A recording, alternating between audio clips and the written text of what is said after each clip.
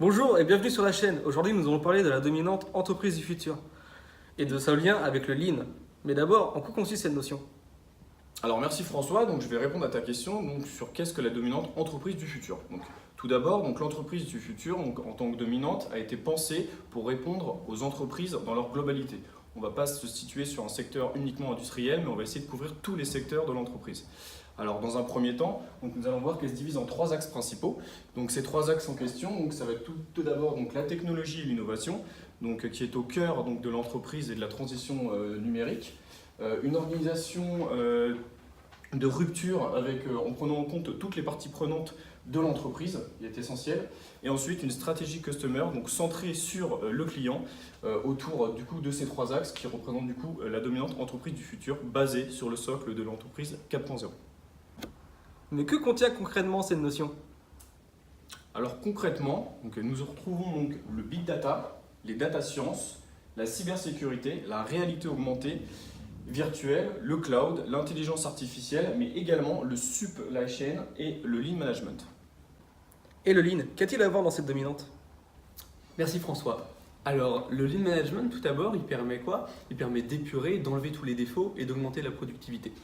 Parallèlement, on a l'entreprise du futur. L'entreprise du futur, elle, permet notamment dans cette dominante de former des ingénieurs qui seront capables d'effectuer le changement numérique, le changement avec toute la digitalisation et l'industrie 4.0.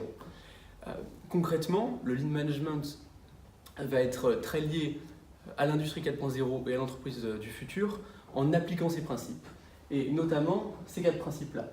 Donc tout d'abord le management visuel, parce que le Lean Management et l'industrie 4.0 surtout va permettre d'apporter un meilleur management, un meilleur visuel, une meilleure représentation. On a ensuite une automatisation, ce qui va permettre évidemment de réduire les défauts, de enlever les déchets, et c'est donc un principe du Lean. Nous avons ensuite une optimisation des stocks. Tout va être mieux informatisé, une meilleure gestion des données, avec plus de flux tirés, et on applique notamment un outil tel que le Kanban, donc une optimisation des stocks. Et enfin, on parle aussi d'amélioration continue. C'est un principe fondamental du Lean, mais également de l'industrie 4.0, et c'est en appliquant ces principes du Lean que l'industrie 4.0 et plus généralement l'entreprise du futur sera en mesure de procéder correctement à son évolution. Et du coup, quels sont les enjeux de ces deux notions?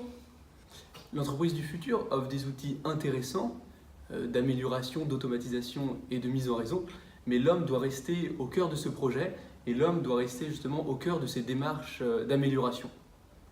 Et c'est en utilisant le Lean Management dès le commencement du projet de l'entreprise que l'industrie 4.0 et l'entreprise du futur pourra évoluer positivement.